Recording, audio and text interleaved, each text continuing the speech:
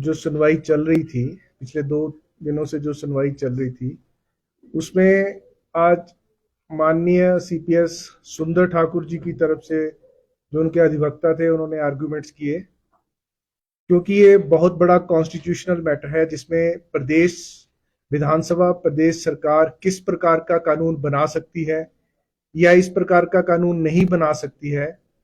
तो प्रदेश सरकार ने, और इस कानून की जो रिपरकशंस है, इस कानून का जो प्रभाव है वो पूरे देश पर होने वाला है। तो हिमाचल प्रदेश सरकार ने ये उचित समझा कि इस मामले में जो देश में बेस्ट कॉन्स्टिट्यूशनल एक्सपर्ट एडवोकेट्स हैं, उनकी भी सेवाएं ली जाएं। उसी के मद्देनजर आज प्रदेश सरकार ने उच्च न्यायालय में एक याचिका दायर की थी कि इस मामले में उनको उच्च न्यायालय को बेस्ट असिस्टेंस प्रदान करने के लिए, ताकि एक बहुत अच्छी जजमेंट इस मामले में आए। माननीय सीनियर एडवोकेट्स सुप्रीम कोर्ट से उनकी सेवाएं ली गई हैं, तो इसलिए इस मामले में सरकार को 2 सप्ताह का टाइम दे दिया जाए ताकि वो लोग अवेलेबल हों और बेहतर तरीके से न्यायालय को असिस्टेंस मिल सके। न्यायालय ने आज हमारी ये याचिका स्वीकार कर ली है और हमें 8 मई को उस प्रदेश सरकार अपने आर्ग्यूमेंट्स जो है वो शुरू करेगी। तो आज तो इस मामले में इतना ही हुआ है। अनूप जी, जो यहाँ का अलग से कानून बना है क्या है उसमें और क्या? देखिए, चीफ पार्लियामेंट्री सेक्रेटरी, हालांकि मामला अभी न्यायालय में लंबित है और उस लंबित मामले के अनुसार बहुत ज्यादा मुझे नहीं बोलना चाहिए, लेकिन मैं एक बात स्पष्ट करना चाहूंगा जो हमारे ध्यान में है, जो हमारा कानून है हिमाचल प्रदेश का, उस कानून में जो चीफ पार्लियामेंट्री सेक्रेटरीज हैं, उनको किसी प्रकार से फाइल पर कोई फैसला लेने का अधिकार नहीं है। वो मात्र मिनिस्टर को, कैबिनेट मिनिस्टर को असिस्ट कर सकते हैं, उन्हें सुजेस्ट कर सकते हैं, क्योंकि ये प्रावधान स्वतंत्रता से पहले से चले आ रहे हैं, स्वतंत्रता के बाद भी कंटिन्यू रहे। और आर्टिकल 164(1)(a) जब उसमें अमेंडमेंट आ रही थी, जब मिनिस्ट्रीज डाउन साइज की जा रही थी, 15% की जा रही थी, या जो हिमाचल जैसा छोटे प्रदेश है वहां 12 से ज्यादा नहीं हो सकते इंक्लूडिंग चीफ मिनिस्टर, उस स्थिति में पार्लियामेंट के समक्ष ये लॉ कमीशन ने प्रेजेंट किया था कि मिनिस्टर्स के अलावा भी प्रदेश सरकारों में और केंद्र सरकार में ऐसे पद हैं, पॉलिटिकल पोस्ट हैं, जिन पॉलिटिकल पोस्ट को भी कम किया जाना चाहिए। परंतु पार्लियामेंट ने उस वक्त उन पॉलिटिकल पोस्ट को कम करने का जो लॉ कमीशन का सुझाव था, उसे नहीं माना। तो और जब हिमाचल प्रदेश एक्ट पास किया गया, तब भी माननीय जो तत्कालीन मुख्यमंत्री वीरभद्र सिंह जी ने इस बात पर बड़ा स्पष्ट मत दिया था कि ये कानून बनाने का जो अधिकार है वो प्रदेश विधानसभा के समक्ष है। उस पर चर्चा करते हुए माननीय प्रेम कुमार धूमल जी, जो उस वक्त नेता विपक्ष थे, उन्होंने भी एक स्पष्ट मत दिया था कि मैं इस कानून का मेरिट पर विरोध नहीं कर रहा हूं, और परंतु मैं ये कह रहा हूं कि सुप्रीम कोर्ट में मामला लंबित है।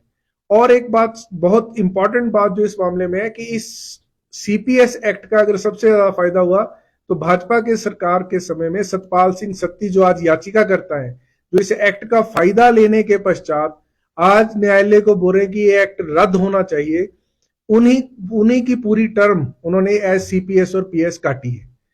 सुखराम चौधरी जी थे, सतपाल सत्ती थे और एक और माननीय सीपीएस उस वक्त बने थे। तो उन्होंने, लोगों ने फायदा उठाकर अब राजनीतिक भावना से या जो भी कहे, इस कानून को चुनौती दी है। एक बहुत बड़ी बात यह भी है कि सुप्रीम कोर्ट ने बिमलांशु राय के केस में, आसाम के केस में, सीपीएस जो आसाम के थे, क्योंकि उनको मिनिस्टर्स के बराबर का दर्जा दिया गया था, उनको मिनिस्टर माना गया था, उनकी शक्तियां भी मिनिस्टर की थी और उनको काम करने की क्षमता भी मिनिस्टर की थी, इस कारण उसको रद्द किया था।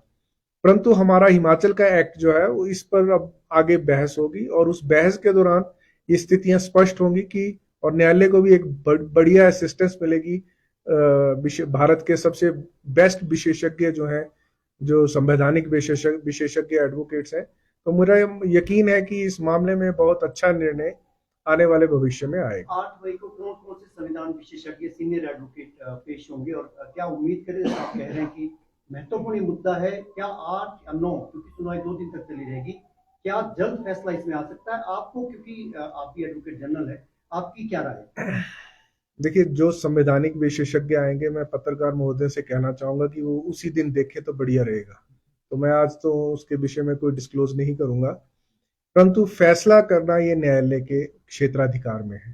तो एज ए एडवोकेट जनरल या एक एडवोकेट होने के नाते हम लोग भी इस पर भी टिप्पणी नहीं कर सकते हैं। वो न्यायालय का क्षेत्राधिकार है। जो विशेषज्ञ आएंगे, जो बेस्ट आएंगे, वो प्रदेश सरकार की ये मान्यता है कि अगर कोई कानून सेटल होना है तो उसमें न्यायालय को बेस्ट असिस्टेंस मिले। ऐसे ना हो कि उतनी बेस्ट असिस्टेंस ना मिले। तो वो प्रदेश सरकार ने इस संदर्भ में सोचा है कि पूरे देश के लिए ये कानून स्थापित होगा। पूरे देश के लिए हिमाचल प्रदेश का न्यायालय, उच्च न्यायालय जो इस कानून पे जजमेंट देगा, तो उसके लिए बेस्ट जो भी पॉसिबल प्रदेश सरकार की तरफ से हो सकता है वो कर रहे हैं। सिटीजन राइट्स फोरम की तरफ से भी एक याचिका हाईकोर्ट में दायर की गई थी सीपीएस मामले में ही, उसमें इस तरह का फैसला आया था और अब आज की जो स्थितियां उससे अलग कैसे है? देखिए, वो परिस्थितियां बहुत भिन्न हैं। जब सिटीजन प्रोटेक्शन मामले में वो फैसला आया था तो उस वक्त प्रदेश में कोई कानून नहीं था। वो जो उन लोगों को बनाया गया था, तो सेक्रेटरीट में पोस्ट सैंक्शन की गई थी और वो किसी कानून के आधार पर सैंक्शन नहीं की गई थी, कोई प्रोसीजर अडॉप्ट नहीं किया गया था। तो इसलिए न्यायालय ने उस वक्त कहा था कि ये कानून सम्मत नियुक्तियां नहीं की गई हैं। उसके पश्चात ही हिमाचल प्रदेश विधानसभा में ये कानून आया और ध्वनि मत से दोनों पक्षों ने, भाजपा ने भी और कांग्रेस ने भी, ध्वनि मत से इस कानून को पारित किया था। और मैं एक और बात बताना चाहता हूं कि उस वक्त भी जब 2005 में जब 2005 में कानून हिमाचल प्रदेश उच्च न्यायालय से जजमेंट आई थी, तो भाजपा के कुछ सदस्यों ने गवर्नर साहब के साथ पास, माननीय गवर्नर के पास एक पिटीशन डाली थी जिसमें इलेक्शन कमीशन ने बहुत स्पष्ट मत दिया था कि हालांकि उनकी नियुक्ति रद्द की गई है, लेकिन विधायकों की सदस्यता को रद्द नहीं किया जा सकता है। तो इस मामले में इलेक्शन कमीशन ऑफ इंडिया पहले से ही अपना विचार प्रकट कर चुका है। वो उस स्थिति में प्रकट किया था जब कोई कानून नहीं था। अब तो एक कानून है, कानून के तहत प्रोटेक्शन भी उपलब्ध है। तो वो जो वो मामला होगा वो आने वाले वक्त में कैसे जाता है, किस प्रकार होता है, वो आप सबके सामने होगा। Thank you.